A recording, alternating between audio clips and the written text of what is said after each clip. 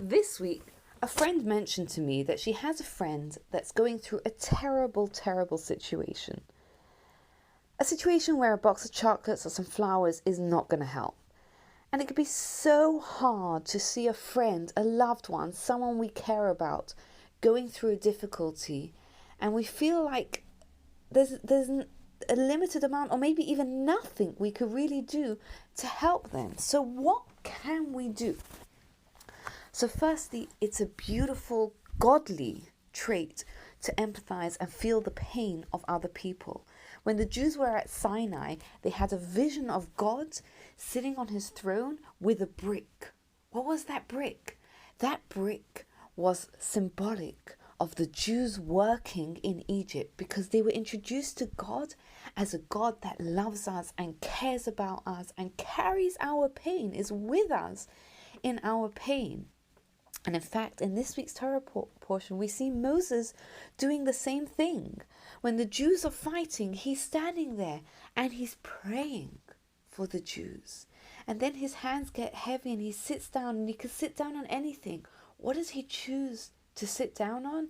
He chooses to sit down on a stone. Why? Because he did not want to be comfortable when the Jews were in distress. He wanted to take an active act to feel the distress like the Jews were doing. But then what did he do? And this is so powerful. He prayed. Because sometimes we feel like there's nothing we can do, whether it's ourselves that's going through a difficult time, whether it's friends. But there is one thing we could do. There isn't that can access miracles. In fact, we're told, Ramban tells us that prayer is a miracle. If you think about it, it doesn't make sense. It shouldn't work. The world works according to a certain way. Who cares if I pray? What difference does it make?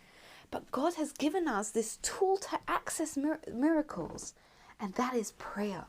We can pray for ourselves, for our loved ones, for the ones we care about, and that is a way to access miracles. Does this mean that when I pray, I'm going to get what I want?